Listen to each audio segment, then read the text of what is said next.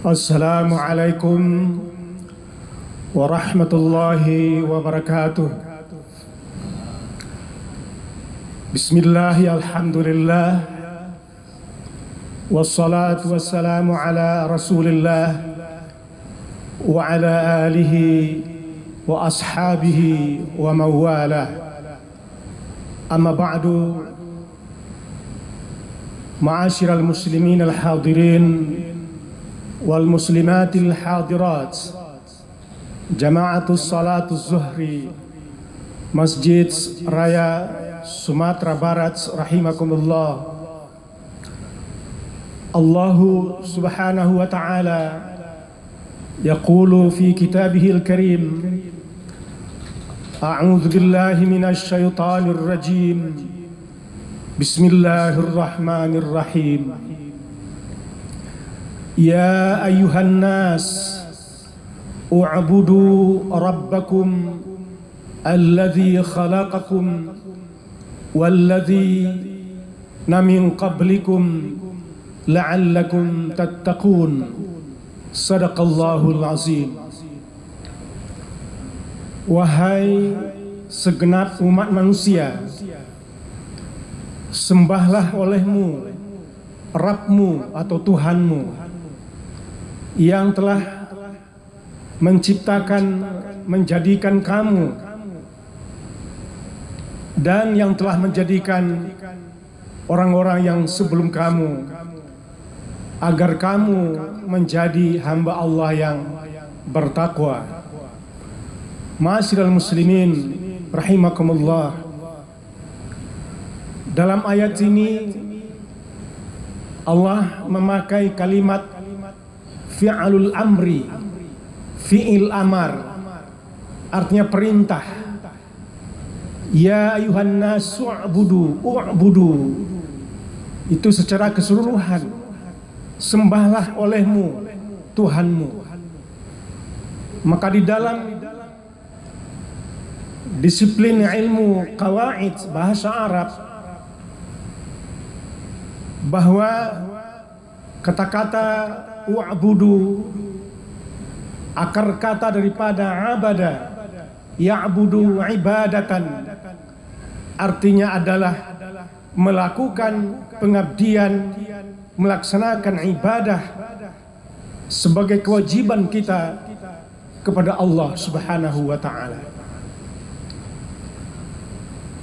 Lalu dalam kesempatan yang amat terbatas ini, marilah sejenak kita mencoba kembali memahami makna dan arti dari ibadah yang kita lakukan ini. Ibadah adalah sesuatu perbuatan yang Allah sayang kepadanya, sesuatu perbuatan yang Allah ridha kepadanya. Maka ketika kita berangkat dari rumah menuju masjid untuk melaksanakan perintah Allah berupa iqamatis salatus zuhri jama'atan, menegakkan salat zuhur secara berjamaah, maka langkah demi langkah yang kita lakukan, apakah itu jarak rumah dari masjid 100, 200, 300 meter, atau memiliki kendaraan, maka perbuatan-perbuatan seperti itu adalah sebuah ibadah. Apalagi ketika kita berada di halaman masjid, lalu kita berdoa, Allahumma antas salam wa minkas salam wa ilaika ya'udus salam, fahayyana rabbana bisalam wa adkhilna jannata daras salam, tabarakta rabbana wa ta'alaita ya zal jalali wal ikram. Terus kita berselawat kepada Rasulullah. Ketika kita berada di pintu masjid, maka kita langkahkan kaki kanan menuju memasuki ruangan masjid, lalu berdoa, Allahumma ftah lana abwaab rahmatik. Ya Allah, mohon bukakan kepada kami pintu kasih sayang-Mu. Lalu kita hormati rumah Allah ini. Karena berdasarkan hadis Rasul, inna baitillahi fil ardi masajidan man zarahu akramallahu alaih, bahwa rumah Allah yang ada di bumi ini adalah masjid-masjid yang bertebaran di seluruh penjuru dunia. Maka orang yang mendatangi rumah Allah itu akramallahu alaihi, maka Allah memuliakan yang bersangkutan. Maka ketika kita berada di masjid untuk ta'zimil baitillah, untuk menghormati rumah Allah, lalu kita laksanakan salat sunat tahiyat masjid 2 rakaat, itu juga merupakan ibadah buat kita kepada Allah Subhanahu wa taala. Jamaah salat zuhur yang berbahagia, Syekh Yasin Saleh, seorang ulama Mekah, pernah memberikan sebuah definisi terhadap ibadah ini. Apa kata beliau? Ibadah ialah kullun ma amaranallahu bihi wa naf'aluhu ibadatan. Artinya tiap-tiap apa yang diperintah Allah, apa yang diperintahkan oleh Allah kepada kita, lalu perintah itu kita laksanakan, kita lakukan, maka mengerjakan perintah itu adalah merupakan sebuah ibadah buat kita. Sebaliknya, kullun ma nahanallahu anhu wa ibtiada anhu ibadatan. Setiap perbuatan yang perbuatan itu dilarang oleh Allah, manahallahu anna, tidak boleh kita lakukan, lalu kita menjauhkan diri dari perbuatan dilarang Allah itu, maka tindakan melakukan menjauhkan diri dari perbuatan itu merupakan ibadah buat kita. Sudah menjadi catatan di suhuf kita masing-masing. Ma'asyiral muslimin rahimakumullah. Tentu di balik ibadah yang kita kerjakan ini, kita senantiasa merindukan, mendambakan Rabbana taqabbal minna innaka antas sami'un alim. Ya Tuhan kami, terimalah ibadah kami. Sesungguhnya Engkau Maha mendengar, lagi Maha mengetahui. Ketika Ibrahim habis membangun Ka'bah bersama anaknya, lalu dia bermohon kepada Allah, Rabbana wa arina manasikana wa tub alaina.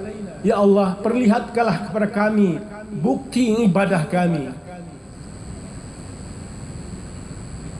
Nah, ibadah yang kita kerjakan tentu adalah ibadah yang makbulah, bukan ibadah mardudah. Makbulah artinya yang diterima Allah. Yang kebalikannya adalah mardudah, yang ditolak Allah. Agar ibadah yang kita kerjakan selama ini, termasuk hari ini, ibadah yang diterima Allah, maka landasilah ibadah itu dengan 2 landasan.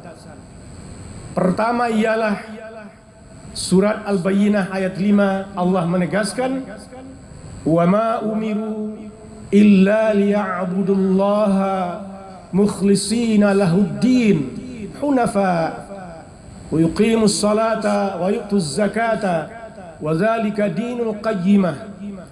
Artinya, dan tiadalah aku perintah kamu untuk mengerjakan setiap ibadah itu, kecuali kerjakanlah ibadah itu dengan landasan nawaitu yang ikhlas, niat yang tulus lillahi ta'ala, semata karena Allah.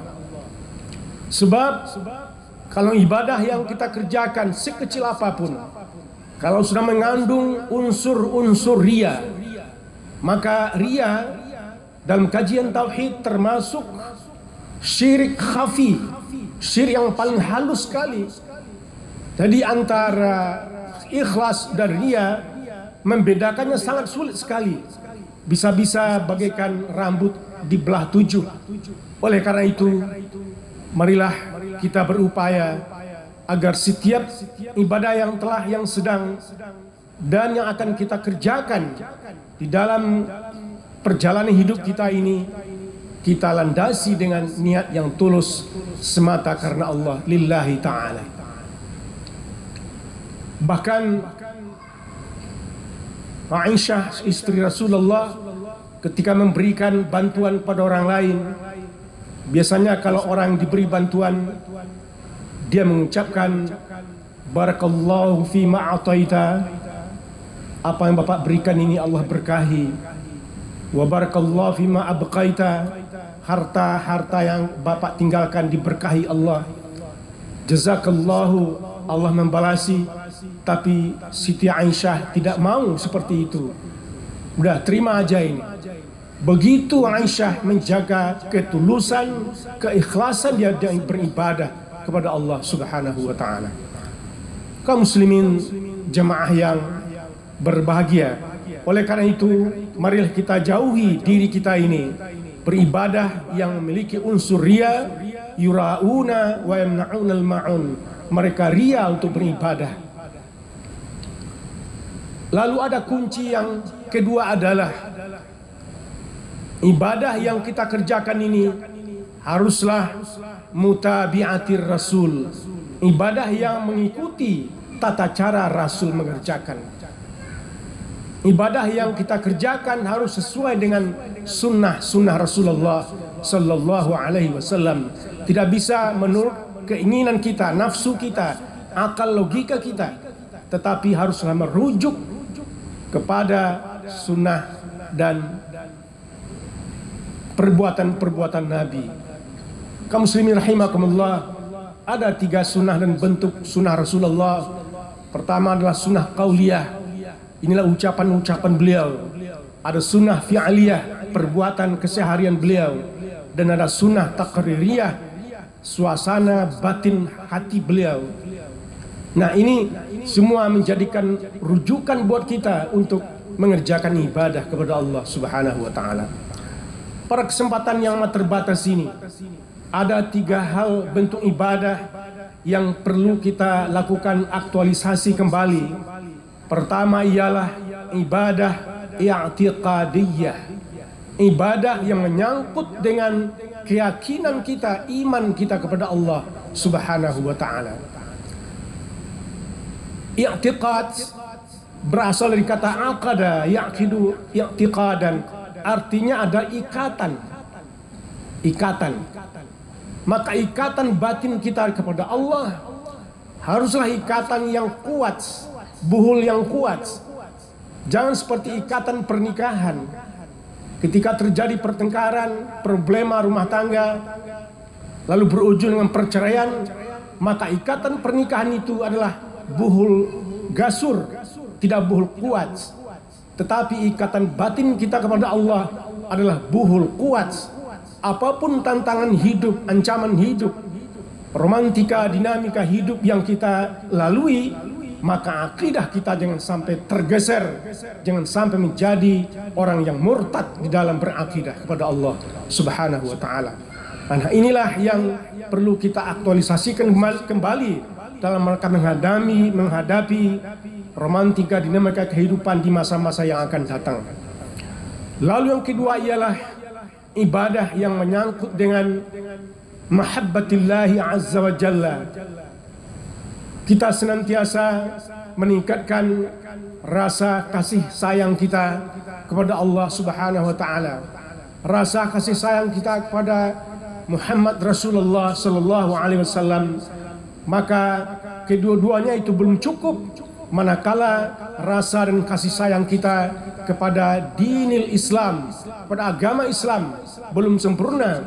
Maka ketiga bentuk inilah perlu kita meningkatkan kasih sayang kita, terutama sekali tentunya kepada dinil Islam, agama Islam yang dianut oleh mayoritas bangsa ini. Oleh karena itu, kaum muslimin rahimakumullah, marilah kita bersama-sama senantiasa untuk meningkatkan kecintaan kita kepada Allah dan Rasulnya, kecintaan kita kepada dinil Islam sebagai keyakinan akidah kita yang menyelamatkan kehidupan kita dunia akhirat. Lalu yang terakhir, bentuk ibadah yang perlu kita aktualisasikan kembali dalam hidup ini ialah ibadah munibina ilaihi. Munibin artinya kembalilah kepada Allah. Panjang umur tentu banyak kita rasakan dalam pengalaman hidup, banyak berjalan, banyak kita lihat. Maka masa lalu kita tentu kita yang tahu. Mungkin selama ini telah menjadi beban di pundak kita, menjadi beban dosa di pundak kita, mungkin berkarung-karung kesalahan di depan Allah yang pernah kita buat selama ini. Maka tidak ada salahnya seketika kita ingat dan insaf, marilah kita kembali kepada Allah, artinya kembali meninggalkan apa yang dilarang Allah dan kembali untuk meraih ampunan Allah. Wasari'u ila maghfiratin min rabbikum wa jannatin 'arduha as-samawati wal ard u'iddat lil muttaqin. Bersegeralah, bergegaslah meraih ampunan dari Tuhanmu, karena areal surga yang begitu luas, bagaikan seluas 7 lapis langit dan 7 lapis bumi. U'iddat lil muttaqin, tentu disediakan bagi orang-orang yang bertakwa, bagi orang-orang yang sudah mendapat meraih ampunan Allah Subhanahu wa taala. Dan ayat ini juga sesuai dengan jaminan Nabi dalam hadisnya mengatakan, kullu ummati yadkhulul jannah, setiap umatku akan masuk surga, illa man aba, kecuali umat yang enggan. Qala ya Rasulullah man aba, lalu sahabat bertanya, ya Rasul, siapa yang enggan itu ya Rasulullah? Man ata'ani dakhalal jannah wa man asani faqad aba. Artinya siapa yang patuh dan taat kepada aku, kata perintahku, kata Rasulullah, maka itulah yang bisa dijamin dia masuk surga. Tetapi orang-orang yang durhaka kepadaku, orang yang membelakangi Allah, orang yang membelakangi Rasulullah, membelakangi agama Allah Islam ini, maka itulah orang-orang yang tidak bisa dijamin oleh Rasulullah memasuki surganya. Ma'asyiral muslimin rahimakumullah.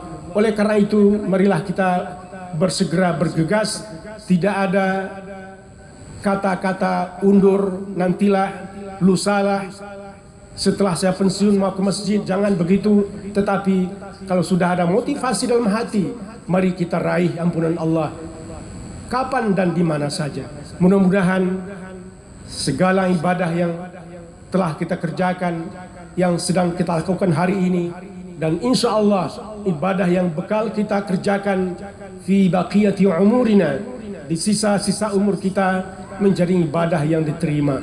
Karena ibadah itulah yang akan menemani kita nanti menjalani perjalanannya jauh lagi, perjalanan hidup di akhirat, mulai dari alam barzakh atau alam kubur sampai nanti ke alam mahsyar nanti ke alam ba'thi, alam perbangkitan, alam mizan, timbangan amal. Insya Allah amal ini pula yang mengantarkan kita nanti memasuki surga Allah Subhanahu wa taala. Terima kasih. Wassalamualaikum warahmatullahi wabarakatuh.